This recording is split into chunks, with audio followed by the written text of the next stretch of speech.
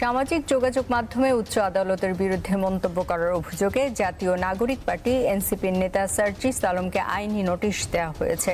BNP Awami লীগের টাকায় চলে, এনসিপি কার টাকায় চলে? তাহলে কোন টিউশনি করে রাজনীতি করে? হাসনাত আব্দুল্লাহর কাছ থেকে জানতে চাই। প্রথম 9 মাসে 9,000 কোটি টাকা বিদেশে পাচার হয়েছে।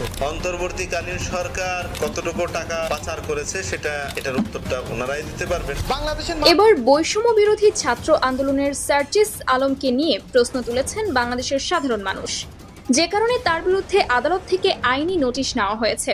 নিজের পপুলারিটির জন্য আওয়ামী লীগের সাথে বেইমানি করেছেন সার্জিস আলম। সার্জিস আলমের বাবা আওয়ামী লীগ করত, সেই সুবাদে সার্জিস আলমও একসময় আওয়ামী লীগের সাথে যুক্ত ছিলেন। এনসিবি মানে অন্তর্বর্তীকালীন সরকার। সার্জিস আলম বঙ্গবন্ধুকে মাথায় তুলে রাখলো। পৃথিবীতে আর এর চাইতে ভালো মানুষ নাই। ওর বাবাও আওয়ামী লীগ করতো।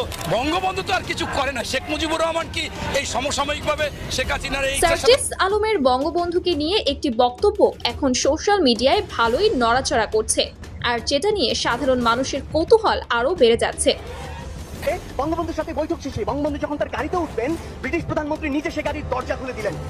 প্রথার বিরুদ্ধে তিনি কেন এই কাজ করলেন? সাংবাদিকদের প্রশ্নে তিনি উত্তরে বলেছিলেন, আমি জানি আমি কাকে সম্মান জানিয়েছি, আমি জানি কাকে কতটুকু সম্মান জানাতে হয়। তিনি কোনো সাধারণ মানুষ নন, তিনি একটি জাতিকে মুক্তিদাতা, এক মহান। বর্তমানে এনসিপি নিয়ে বিভিন্ন রাজনৈতিক ব্যক্তিবর্গরা বলেন, বাংলাদেশের এত শক্তিশালী দল বাতিল করে কেন?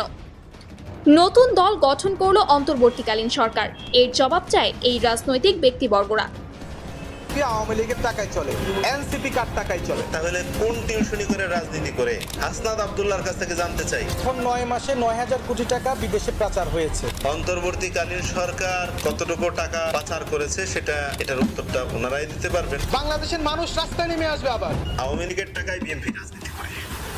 ছাত্ররা তাহলে কোন টিউশনি করে রাজনীতি করে? একটু আমরা জানতে চাই।